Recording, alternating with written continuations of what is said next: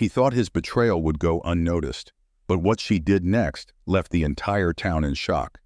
From the outside, Sarah and David Miller seemed to have the perfect marriage. Living in a beautiful home in a quiet suburban neighborhood, they raised 2 young children and hosted dinner parties for their friends. David, a successful real estate agent, was admired for his charm and success. Sarah, a devoted wife and mother, supported him in everything, sacrificing her own dreams for their family. But beneath the surface, things were not as perfect as they seemed. David had grown distant, spending more time away from home. His late nights at the office and business trips became more frequent, and Sarah couldn't shake the feeling that something was wrong. She noticed the secretive phone calls, the sudden need to work on weekends, and his avoidance of eye contact whenever she asked about his day. Still, she pushed aside her suspicions, choosing to believe in their love and the life they had built together. Her suspicions were confirmed one day when she found a lipstick-stained handkerchief in his car. It wasn't hers. Her heart sank as she held the damning evidence, tears welling up in her eyes. She wanted to believe there was an innocent explanation, but deep down, she knew the truth. Unable to bear the uncertainty any longer, she decided to investigate. She started checking his phone when he wasn't looking, reading his emails, and even following him when he said he was going to work late. What she discovered shattered her world. David was having an affair with a younger woman named Jennifer, a colleague from his office. The affair had been going on for months, right under her nose. The pain of betrayal was like nothing she had ever felt before. She had given everything to this man, her love, her trust, her life, and he had thrown it all away for a fling. She felt humiliated, angry, and heartbroken. How could he do this to her, to their family? For days she was paralyzed by grief, unable to eat or sleep. She couldn't bring herself to confront him, fearing what she might do or say. She knew she couldn't let this go, but she also couldn't let him see how broken she was. So she waited, biding her time, all the while planning her next move. And then an idea began to form in her mind. A dark, twisted idea. What if she took matters into her own hands? What if she made him pay for what he had done? The thought consumed her, taking root and growing until she could think of nothing else. She had been the perfect wife, the perfect mother, but that was over now. David had destroyed everything she had built, and now it was her turn to destroy him. The decision to confront David did not come easily. For weeks, Sarah kept her silence, pretending that everything was fine. She smiled at their children, played the role of the supportive wife, and continued to manage their household as if nothing had changed. But inside, she was seething with anger and bitterness, her thoughts consumed by the betrayal. Every time she looked at him, she felt the rage boiling up inside her. How could he be so casual, so unaffected, as if nothing had happened? He would come home late, smelling of expensive cologne, and she would have to bite her tongue to keep from screaming. She had never felt so trapped, so powerless. She needed to confront him, to make him see the damage he had caused, but she didn't know how. Then, one evening, she found herself alone in their bedroom, staring at her reflection in the mirror. She barely recognized the woman looking back at her, the sadness in her eyes, the weariness etched into her face. It was as if the betrayal had aged her overnight. She realized then that she couldn't live like this anymore. She couldn't keep pretending. She needed to confront him, to demand answers, even if it meant tearing their lives apart. That night, she waited for him to come home, her heart pounding in her chest. When he walked through the door, she felt a surge of anger so powerful she thought she might explode. He looked at her with that same casual smile, as if nothing was wrong, and she snapped. "Who is she, David?" The words burst out of her before she could stop them, her voice shaking with rage and pain. "Who is the woman you've been seeing behind my back?" David froze, the smile slipping from his face. For a moment, he looked like a deer caught in headlights, and then he started to stammer, trying to come up with a lie. But Sarah wasn't having any of it. She had heard enough lies. "Don't lie to me," she shouted, her voice breaking. "I know about Jennifer. I know everything." The color drained from his face, and he took a step back, his eyes wide with shock. "Sarah, I can explain," he stuttered. But she shook her head. tears streaming down her face. "Explain what? How you've been cheating on me for months. How you've been lying to me every day. How you've been making a fool of me in front of everyone?" Her voice was thick with emotion, her body trembling with the intensity of her feelings. David tried to reach for her, but she pulled away, her hands clenched into fists. "Don't touch me," she screamed. "I trusted you, David. I gave up everything for you, and this is how you repay me?" The room fell silent, the weight of her words hanging in the air like a heavy cloud. For a moment, they just stood there, staring at each other, both of them breathing hard. And then, slowly, something seemed to shift in David's expression. The shock and guilt were replaced by something else. Anger. "You don't understand, Sarah," he said, his voice cold. "You've never understood. I needed more. You were never enough for me." His words hit her like a slap, leaving her reeling. She felt the ground shift beneath her feet, the world spinning out of control. How could he say that? How could he be so cruel? She turned away from him, unable to look at his face, the face of the man she had loved for so many years. She felt the tears burning in her eyes, the pain tearing through her chest like a knife. But even as she broke down, a new resolve hardened inside her. He had betrayed her, humiliated her, but she would not let him break her. She would make him pay for what he had done. And as she walked out of the room, leaving him standing there alone, she knew that this was just the beginning of her plan for revenge. After the confrontation, Sarah felt an odd sense of clarity. It was as if a fog had lifted, and she could see everything clearly for the first time. David's betrayal had shattered her, but it had also awakened something inside her, something dark and powerful. She knew she couldn't just walk away from this. She had spent years sacrificing for this marriage, and she wasn't going to let it end on his terms. No, she was going to make him pay for what he had done. For the next few days, she played the role of the remorseful wife. She apologized for her outburst, claiming she had overreacted. She said she needed time to process everything, and David, relieved that she wasn't leaving him, agreed to give her space. He even promised to end things with Jennifer, swearing that he wanted to make their marriage work. But Sarah knew better. She had seen the look in his eyes, the anger and resentment. He wasn't sorry for what he had done. He was only sorry that he had been caught. So while David went back to his routine, pretending to be the dutiful husband, Sarah began to plan. She knew she couldn't confront Jennifer directly. It wasn't her fault after all. No, this was between her and David. She thought about the countless nights she had spent alone, waiting for him to come home, the lies he had told, and the humiliation she had endured. It fueled her resolve, strengthening her determination to make him suffer. She started small, sabotaging his life in subtle ways. She would move his things around, erase his appointments from the calendar, and hide his keys. She wanted to make him feel the confusion and frustration she had felt when she discovered his betrayal. But it wasn't enough. The more she did, the more her anger grew. She needed something bigger, something that would truly make him pay.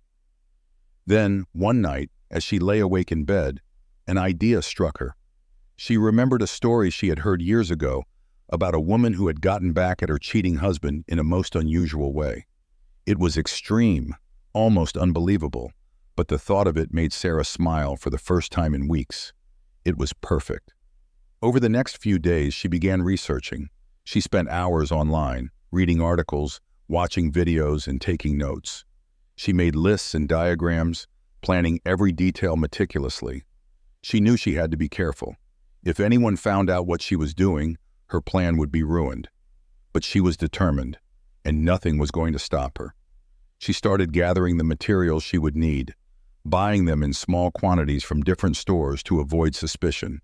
She made excuses to leave the house, telling David she was going to visit friends or run errands, when in reality, she was putting the final touches on her plan. She even managed to access his work emails, reading through his correspondence with Jennifer, gathering information she could use later. It was risky, and she knew it. But the thrill of it all, the feeling of control, was intoxicating. She had felt powerless for so long, but now, for the first time, she felt like she was in charge. She was no longer the victim. She was the one calling the shots. and as the day of reckoning drew closer, she could hardly contain her anticipation. David had no idea what was coming, and the thought of his shocked face, his panic, made her smile. He had taken everything from her, and now she was going to take it all back. She was going to destroy him piece by piece, and there was nothing he could do to stop her. It was a crisp autumn morning when Sarah put her plan into motion. David left for work, as he did every day, without a clue about the storm that was about to hit him. He kissed her on the cheek, muttered a distracted goodbye, and walked out the door, his mind already on his busy day ahead. Sarah watched him drive away, her heart pounding with anticipation. She had spent weeks preparing for this moment, and everything was ready. The first step was simple but effective. She called David's office, pretending to be a client who had a serious complaint. She accused him of unprofessional behavior, claiming he had made inappropriate advances during a property showing. It was a bold move, and she knew it might backfire, but she needed to plant the seed of doubt in his employer's mind. The call was brief, but she made sure to sound convincing, describing incidents in detail that she had crafted from her imagination. When she hung up, she felt a rush of adrenaline. It was risky, yes, but it was also exhilarating. She imagined the look on David's face when he received the call from his boss, the confusion and panic that would follow. It was just the beginning, but already she felt a sense of satisfaction. Next, she went to the garage and retrieved a small, carefully concealed box from under a pile of old clothes. Inside was everything she needed for the next phase. She took out a pair of rubber gloves, a small vial, and a plastic bag. With practiced precision, she filled the bag with the contents of the vial and sealed it tightly. Then she drove to David's office, her heart racing with every mile. She parked a few blocks away and walked the rest of the distance, keeping her head down, avoiding eye contact with anyone she passed. When she reached the building, she slipped into the lobby and made her way to the restroom, where she hid in a stall, waiting. It was risky, being so close to the scene, but she needed to make sure everything went according to plan. She waited until the cleaning staff came in and began their work. Then, with her hood pulled low over her face, she slipped out and headed for David's car in the underground parking lot. She had memorized his schedule, knew exactly when he would be away from his car. With a quick glance around to make sure no one was watching, she opened the door with the spare key she had taken from his desk weeks ago. Her hands were shaking as she placed the bag under the passenger seat, carefully positioning it so it would go unnoticed. She took a deep breath, her heart pounding in her chest, and then she pulled out a small needle from her pocket. With a steady hand, she injected the contents of the needle into the bag, watching as it swelled slightly, the liquid inside mixing with the powder. She knew she had only a few minutes before the fumes started to spread. She quickly closed the car door and walked away, her pulse racing. As she exited the parking garage, she took out her phone and sent a text to David. "You have 1 hour to confess everything, or I'll destroy everything you care about." It was a gamble, but she knew David well enough to know how he would react. He would panic, try to cover his tracks, and in doing so, he would make mistakes. She had planned for every possibility, thought through every outcome. And as she walked back to her car, she felt a sense of triumph. This was her moment, and she was going to savor every second of it. David's day at the office had been hectic, filled with meetings and phone calls, but it was the message from Sarah that turned his world upside down. As soon as he read her text, he felt a surge of panic. What did she mean, confess everything? What was she going to do? He tried calling her, but she didn't answer. He sent a flurry of frantic texts, but there was no response. He felt the walls closing in on him, the noose tightening around his neck. He sat in his office, staring at his phone, trying to think. His mind was racing, his thoughts a chaotic jumble of fear and confusion. What did she know? How much had she found out? And what was she planning to do? He thought about the affair, the lies, and the secrets he had kept from her. He had never imagined it would come to this. He felt a cold sweat break out on his forehead. He had to do something, but he didn't know what. Then, just as he was about to leave his office, his phone rang. It was his boss. He hesitated for a moment before answering, his heart pounding in his chest. The conversation that followed was short, but devastating. His boss had received a complaint from a client, accusing David of inappropriate behavior. The words hit him like a punch to the gut. He stammered out a denial, but his boss wasn't convinced. He was being put on temporary leave pending an investigation. David hung up the phone, his hands shaking. This couldn't be happening. He felt the ground shifting beneath his feet, his life falling apart. He knew this had to be Sarah's doing. But how? How had she managed to turn everything against him so quickly? He had to talk to her, had to make her understand that this wasn't the way to handle things. He needed to get home, to try and fix this before it got any worse. He grabbed his things and rushed out of his office, his mind a blur of panic and desperation. As he reached the underground parking lot, he spotted his car and felt a brief surge of relief. He could get home, talk to Sarah, and make things right. He had to. But as he opened the door and sat down in the driver's seat, he was hit by a strong chemical smell. He frowned, looking around, trying to figure out where it was coming from. His eyes landed on the plastic bag under the passenger seat, and his heart skipped a beat. What the hell was that? He reached down to pick it up, his fingers trembling as he pulled it out from under the seat. It took him a moment to realize what it was. And when he did, his blood ran cold. The bag was filled with a strange, foamy substance, and there was a faint hissing sound coming from inside. He felt his throat tighten, his head spinning as the fumes filled his lungs. Panic gripped him as he fumbled for the door handle, trying to get out, but his vision was blurring, his body growing weak. He stumbled out of the car, gasping for air, his legs barely holding him up. He felt dizzy, his heart pounding wildly in his chest. He had no idea what was happening, but he knew he had to get away from that car.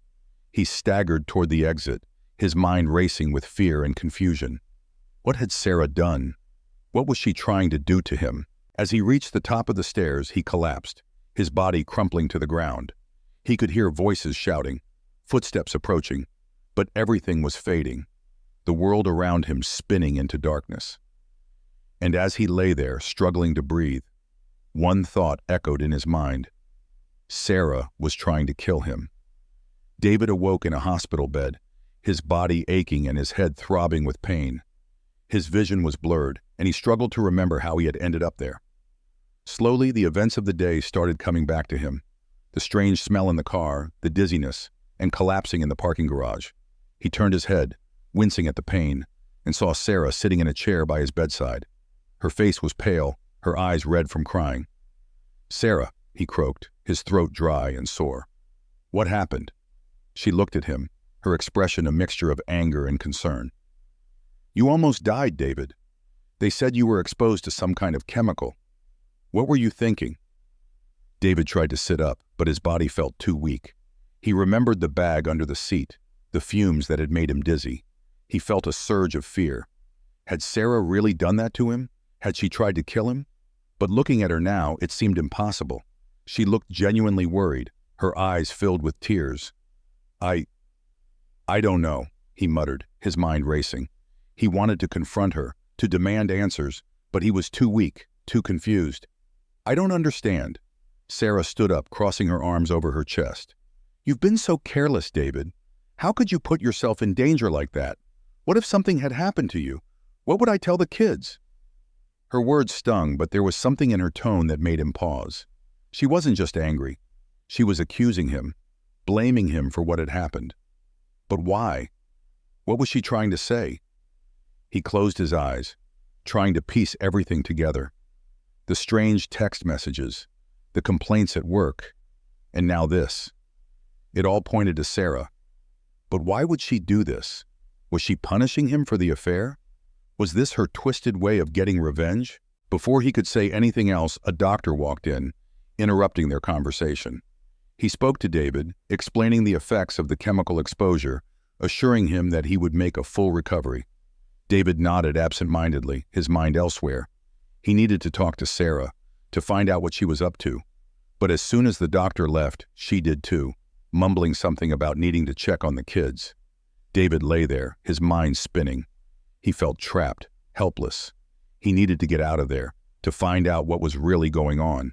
He reached for his phone, only to realize it was gone. Sarah must have taken it. Panic surged through him. He was isolated, cut off from everything. and Sarah was the only one who knew what was really happening. He had to get out of the hospital, had to find a way to confront her, to make her tell him the truth.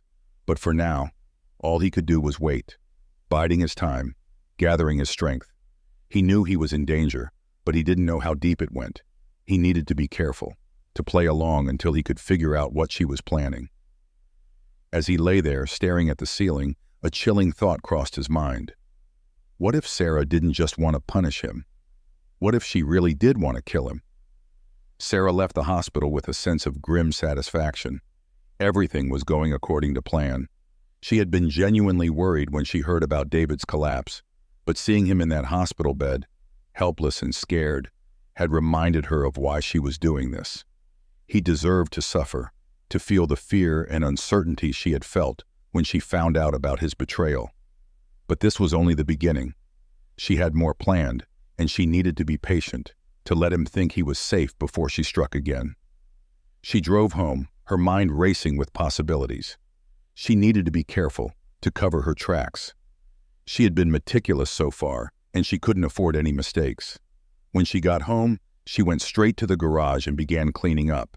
She wiped down the surfaces, threw away the gloves and the empty vial, and made sure there was no trace of what she had done. Then, she went inside and checked her phone. There were several missed calls from David's office, but she ignored them. She needed to stay focused. She sat down at the kitchen table and took out a notebook. She had written down everything, her plans, her thoughts, her goals. It was all there in black and white, a testament to her determination. She flipped through the pages, reviewing her notes, making adjustments as needed. She knew she had to be careful. David was suspicious now, and she needed to tread lightly. Her phone buzzed and she saw it was a message from David. He was asking her to bring his laptop and some clothes to the hospital. She smiled to herself. He was trying to act normal, but she knew he was scared. He was trying to figure out what she was up to, but he had no idea how deep her plan went. She packed a bag with his things and drove back to the hospital. When she arrived, she put on her best concerned wife face, smiling at the nurses as she walked to his room. He looked better, more alert, but she could see the fear in his eyes. "Here are your things," she said, placing the bag on the chair beside his bed. "How are you feeling?" He nodded, his eyes never leaving her face. "Better. Thanks for bringing this." She sat down, watching him carefully. "David, I've been thinking. Maybe we should take a break. Get away from all this for a while. What do you think?"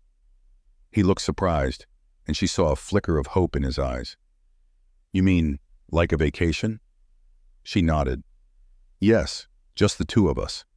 We could go to the cabin, spend some time together, away from everything." She watched as he considered her proposal, his suspicion giving way to something else. He thought she was trying to make amends, to fix their marriage, but she had no intention of doing that. The cabin was remote, isolated, the perfect place for what she had planned next. "I think that's a great idea," he said finally, a small smile on his lips. "Maybe we can start over." She smiled back, reaching for his hand. "Yes, maybe we can." But as they sat there holding hands, Sarah's mind was racing. She needed to make sure everything was perfect. This would be her final move, the one that would end it all. She had to be careful, had to make sure nothing could go wrong. As she left the hospital that evening, she felt a sense of calm wash over her. The trap was set, and soon, David would be right where she wanted him. And this time, there would be no escape. A few days later, David was discharged from the hospital. He was still weak, but determined to put everything behind them. Sarah had convinced him that a trip to their cabin in the woods was just what they needed to repair their shattered marriage. He believed her, desperate to make things right, to save whatever was left of their relationship. The drive to the cabin was tense, but Sarah kept up the act, chatting about their plans, reminiscing about the good times they had spent there. David seemed to relax, the tension in his shoulders easing as they got closer to their destination. He wanted to believe that things could go back to the way they were, that they could somehow move past this. But Sarah knew better. There was no going back. When they arrived, she suggested they go for a walk, to enjoy the crisp autumn air. David agreed, still trying to find the right words to say, to apologize for what he had done. They walked in silence for a while, the only sound the crunch of leaves beneath their feet. Sarah led him down a familiar path, one that wound through the woods and ended at a small clearing overlooking the lake. It was beautiful there, the water glistening in the sunlight, the trees swaying gently in the breeze. David stood at the edge of the clearing, looking out over the water, and Sarah felt a surge of satisfaction. This was it. This was the moment she had been waiting for. She took a step back, her hand slipping into her pocket, fingers closing around the small vial she had hidden there. She had found it in one of the online forums she had been reading, a potent sedative that would render him unconscious in minutes. It was almost too easy. "David," she said softly, her voice carrying on the wind. He turned to look at her, a small smile on his lips. "I'm sorry, Sarah," he said, his voice choked with emotion. "I know I've hurt you. I know I've made mistakes, but I love you. I want to make this right." She looked at him, her heart pounding in her chest. For a moment she hesitated, the weight of what she was about to do pressing down on her. But then she remembered the betrayal, the lies, the humiliation.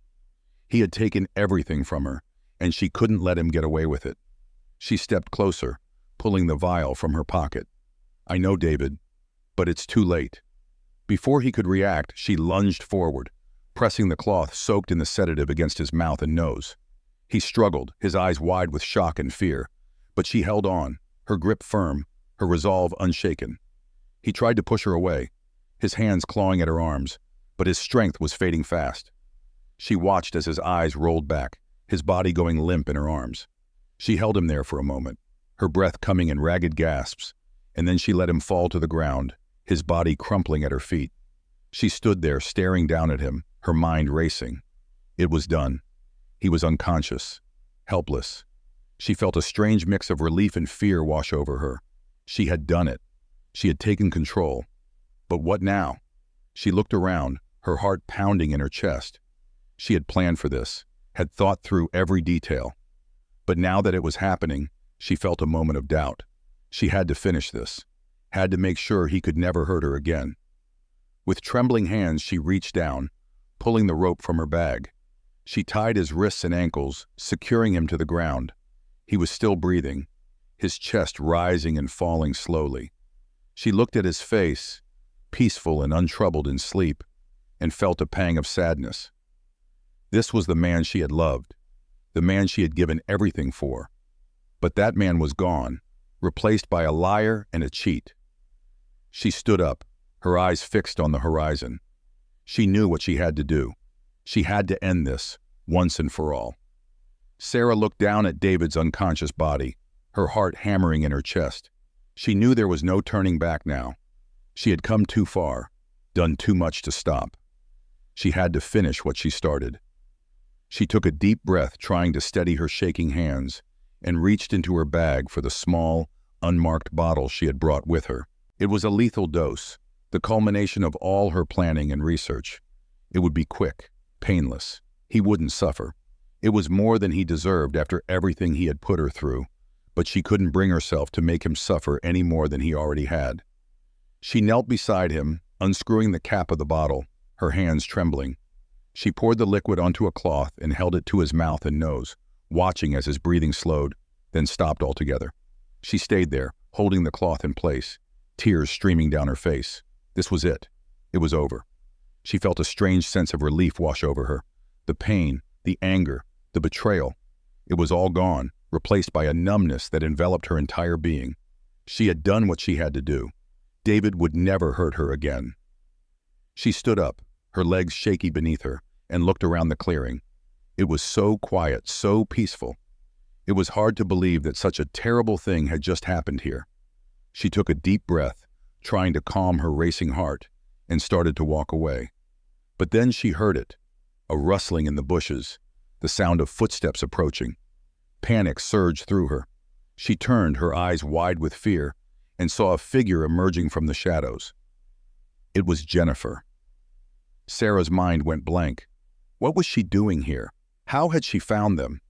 Her heart pounded in her chest as she watched the young woman step into the clearing, her eyes wide with shock as she took in the scene before her. "Sarah, what have you done?"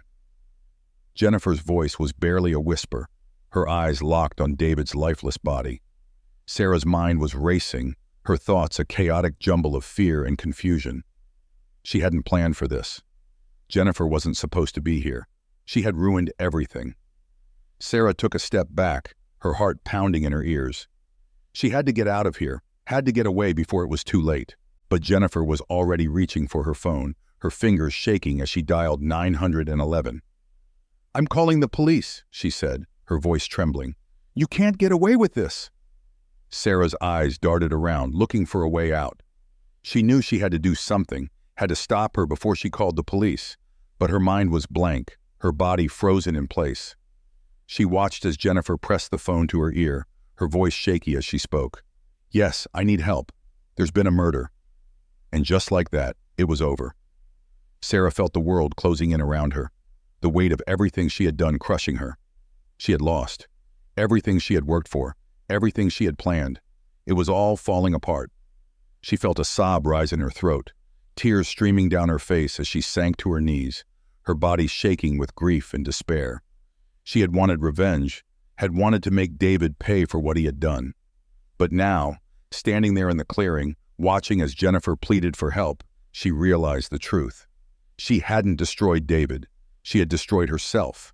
Subscribe now for gripping true crime stories and never miss an update. Join our community and dive deep into the darkest mysteries.